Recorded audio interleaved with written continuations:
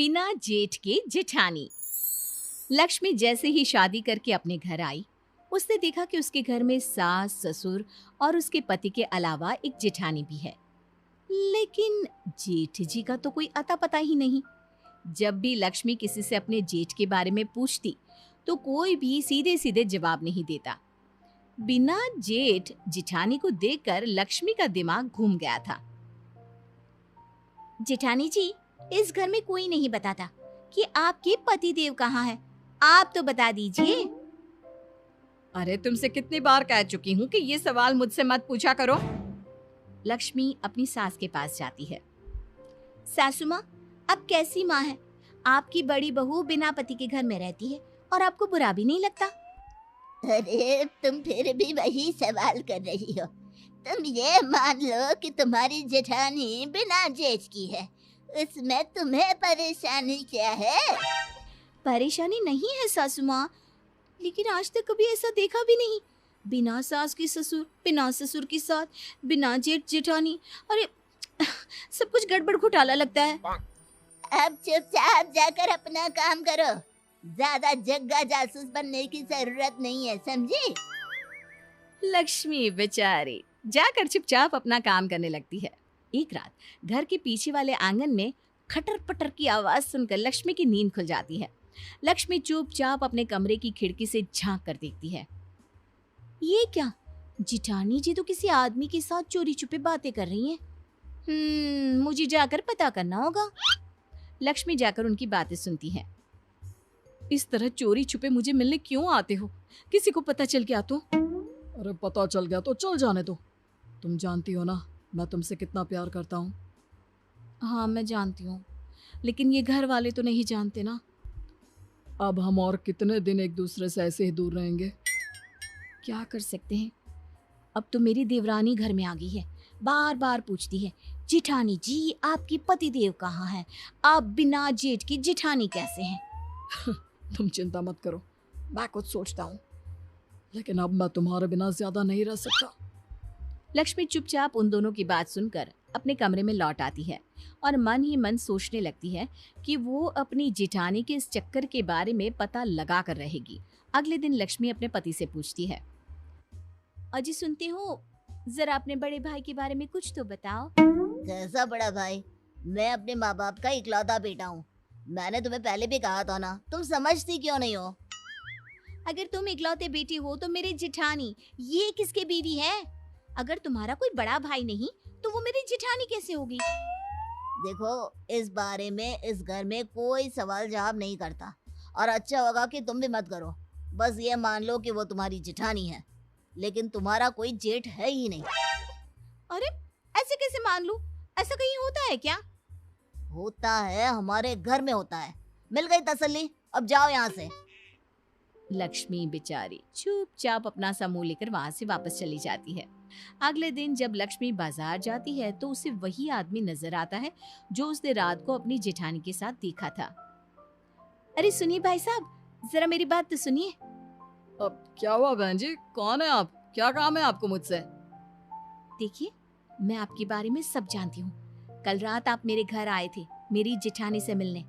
आखिर आप है कौन?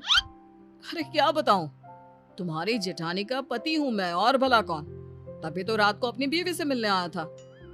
लेकिन अगर आप उनके पति हैं, तो उनके घर के बड़े बेटे हैं, तो घर में आकर क्यों नहीं रहते अपनी बीवी के साथ?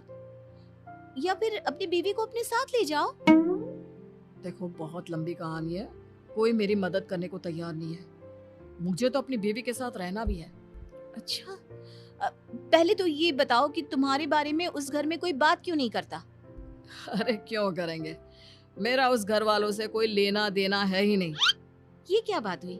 जब मेरी जेठानी तुम्हारी बीवी है तो तुम मेरे जेठ हुए ना, उस घर के बड़े बेटे। अरे नहीं नहीं, यही तो कहानी में ट्विस्ट है। मैं तुम्हारी जेठानी का पति हूँ, लेकिन उस घर का बड़ा बेटा नहीं हूँ। हे भगवान, मैं पागल हो जाऊंगी। मेरे तो कुछ समझ में नहीं आ रहा। सीधे सीधे बताओ ना, बात क्या है? अब क्या बताऊं, कर्जा लिया था, कर्जा तुम्हारी सास से पूरे 25,000 का, वो मैं चुका नहीं पाया। हाँ तो इसका तुम्हारी बीवी यानी मेरी जेठानी से क्या लेना देना? लेना देना तो है ही, तुम्हारी सास बहुत मक्कार औरत है। कहती है अगर मैं उसका कर्जा नहीं चुका पाया तो मेरी बीवी को अपने घर ले जाएगी और उससे काम करवाएगी, तब तक जब तक 25,000 का काम नहीं करवा लेती। ओह, तो इसका मतलब तुमने अपनी बीवी को गिरवी रख दिया है, वो भी मेरी सास के पास। अरे नहीं नहीं, मैंने गिरवी नहीं रखा। तुम्हारी वो चालाक सास मेरी बीवी को अपने साथ ले गई है, दुनिया को दिखाने के लिए। कहती है कि घर की बहू की तरह रखती है। हाँ, वैसे तुम्हारी बात तो सही है। मेरी जिठानी दिन भर घर का काम करती है। मुझे क्या पता था कि ये सब वो कर्जा उतारने के लिए कर रही है। मुझे लगता है कि तुम ही हो जो मेरी मदद कर सकती हो, मेरी बीवी को अपनी सास के चंगुल से छुड़वा सकती हो। तुम्हारी दुख भरी कहानी सुनकर तो मुझे रोना आ रहा है। मैं तुम्हारी मदद करना चाहती हूँ, बताओ मैं क्या करूँ। कल रात को मेरी बीवी को सामान सहित घर से बाहर भागने में मदद कर देना, बस। उसके बाद मैं उसे लेकर कहीं दूर चला जाऊंगा। लक्ष्मी ऐसा प्लान बनाती है और अपनी जिठानी को जाकर बता देती है।